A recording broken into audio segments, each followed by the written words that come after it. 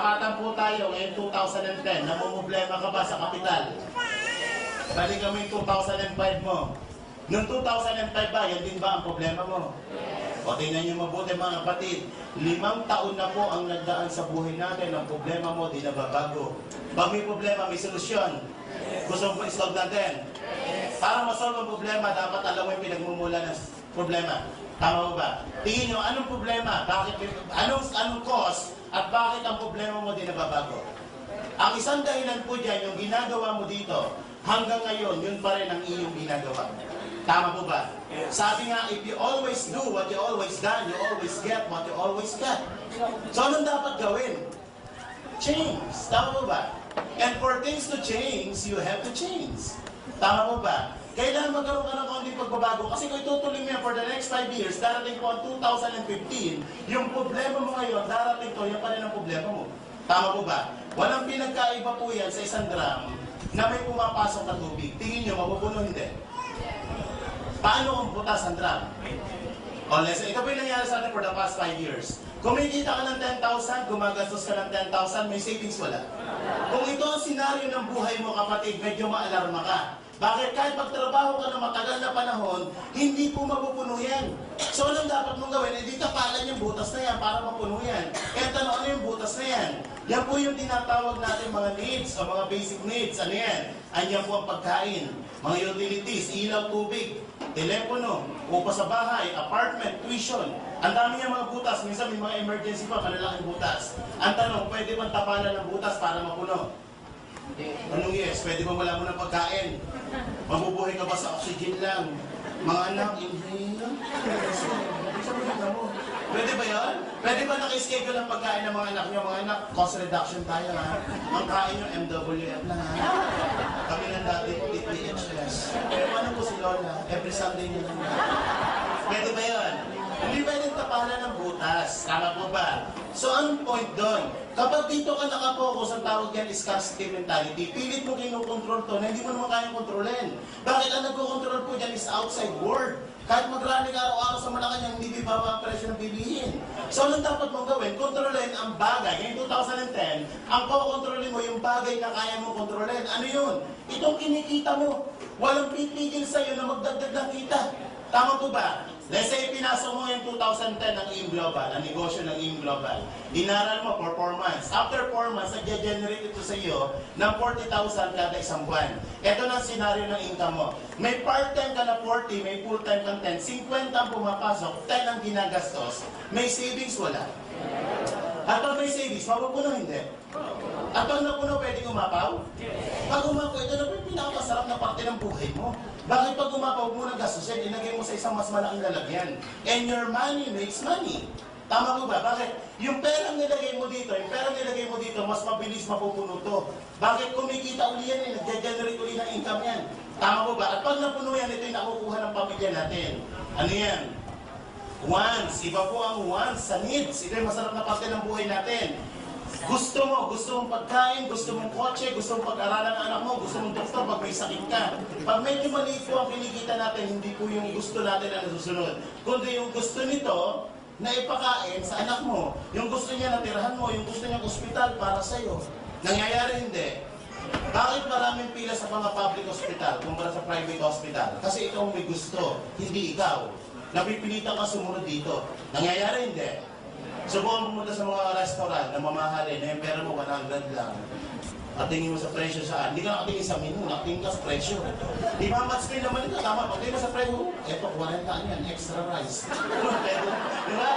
Sa pag ito na po, ito yung tinatawag natin mga dreams. May mga pangarap po ba tayo? Yes! Nangarap ka ba ng magandang sasakyan? Yes! Magandang bahay? Yes! Malaking savings? Yes! Less than mga 30 million ang pangarap mo at nakuha mo. Tingin mo, pwede o pwede? Pero paano? Bakit ko ginamit ng 30 million? According sa study, ito pong 30 million, pag na-hit mo yan, yung kinikita nito, kung nakalagay sa isang investment yan, sapat yan for your wants and for your needs. So, anong dapat mong gawin? Marami pong paraan, maraming avenue para kitain yan. Pwede kang pumasok dito. Ito yung tinatawag ng mga self-employed at mga empleyado. Pwede ka rin dito, yung tinatawag na business at mga investment.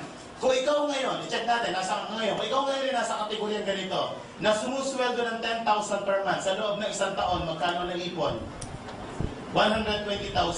10 taon ka magtrabaho, magkano po ang savings? 1.2 million kung 10 taon mo hindi ginagastos to. Ibig sabihin na ikikain ka sa kapitbahay mo, na ikishampoo ka, na ikiligo ka, for 10 years may 1.2 million ka. Salog ka ng lipunan. Sino mo dito mga employed na katulad ko? Taas mo kamay. Taas, okay mahiya. Okay, lalaki ko natin. Sir, ilang taon na po kayo? 28. Ilang taon na po kayo nagtatrabaho, sir? 28 din? Incarnate ba, sir? Ilang taon ka nagtatrabaho? 6 years. Ang tanong, nakakayo ka ba ng 10,000 per month sa loob ng 10 na taon? Okay, sir. Ang pangalan mo, sir? Josh. Okay, anong pangalan? Josh. Ang goal mo ngayon, Josh, bigyan ka ng target ha. Ang goal mo in 2010, dapat na-hit mo yan. Ang goal mo is to hit 30 million. So, simula June, Josh, i-save mo yan.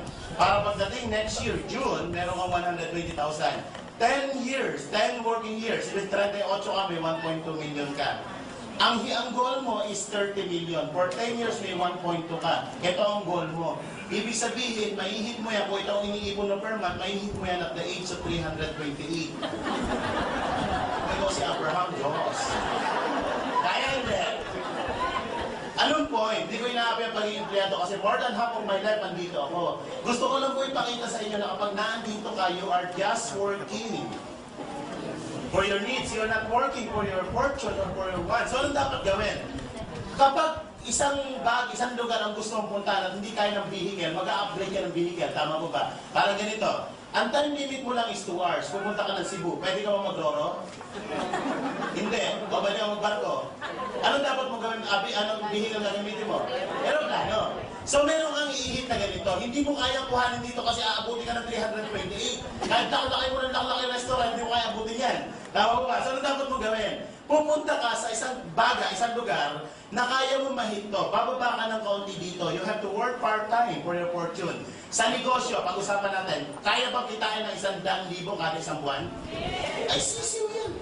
2 araw, 1 araw nga lang kinikita dito yan. 12 months, magkano kita mo? Nasa isang buwan to, in 12 months, magkano? 1.2 million. Kung ito ang kinikita nyo, tingin nyo, malapit sa pangarap. Yes! So, anong dapat gawin?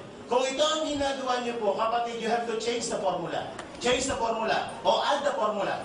Hindi mo kailangan mag-resign. Alam niyo po, for more than 2 years, ginawa part-time ko. Nag-200,000 ako, part-time pa ako. Nag-resign na lang po ako kasi nahihiya na ako. Alam niyo bakit? Pagdating ng payroll doon, puro absent ako, natira sa 3,000. Eh dito, nagka-10,000 per day ako. Sabi ko sa boss ko, boss, you're fired. Nag-resign ako. Pwede kang mag-part-time. Ang kailangan aralin ito po, business skills and knowledge. Ito kayang pag-aralan 6 na buwan lang. Makamatan ka lang yan, libre yan. Upo ka lang dyan, matutunan mo yung business skills. Kaya marami nag-pay-fail sa negosyo simply because walang skills and knowledge. Tama po ba? Pero kung alam mo ang negosyo, hindi ka mag-pay-fail. Pero alam niyo po ba itong 10,000 sa employment? Napakataas sa requirements yan. Meron po yung tinatawag na employment skills and knowledge. Tama po ba? Ilang taon po ang elementary? Ilang taon ng high school? Ilang taon ng kolehiyo? Review board exam? Ilang taon kang nag-aral? 15 years para turuan ka kung paano kitain ng 10,000 per month. Yan ang tinuro sa atin for 15 years.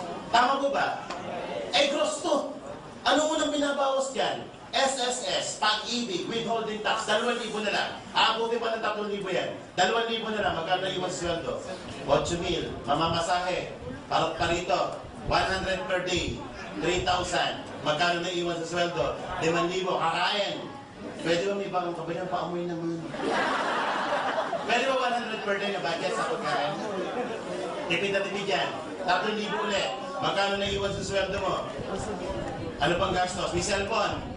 Pag load, o 1,000 ng load. Magkano na iwan sa atin? Yan po ang pinag-aralan natin for 50 years. Mas malaki pa ang sweldo ng katulong. Ano masakit dito? Masakit na masakit. Bakit? Dapat masaktan ka ng konti para mamulat ka sa katotohanan. Tama po ba? Minsan binabangungot ka na nag-i-enjoy ka pa. Alam niyo po ako, 20 years ako nandito eh. Alam niyo, for 20 years ko sa employment, ang naiipon ko po hindi pera. Payslip. Pagdating ng payroll, inire-remit ko lang sa asawa ko, payslip. Kaya ako yung taong gigil na gigil. Kaya nung nakita ko, hindi ko na pinakawalan po. Walang kapital. Automatic kinabukasan yung Bombay, ang pinag-initan ko. Nakita niyo nga, nangyari ngayon. 3 months, bayad lahat yun. At maganda nito, kinapaunang kong utang. Ilan po ang credit card ko, mahigit 5 ang credit card ko. Ang dami ng mga personal loan. Kaya wala po naiiwan sa sweldo ko. Yung sinusweldo ko, binabayad ko sa mga bangko. So, nagsasabi ng pamilya. So, nakita ko to, utang din. Yung utang ko, umutang pa ako para sa negosyo. Ang maganda po nito, lahat ng utang na bayaran. Dating apartment na tinitirahan ko, ngayon nasa bagong condo po ako, 3.2 million. So, ata lang, gusto nyo ko na sa utang. Okay.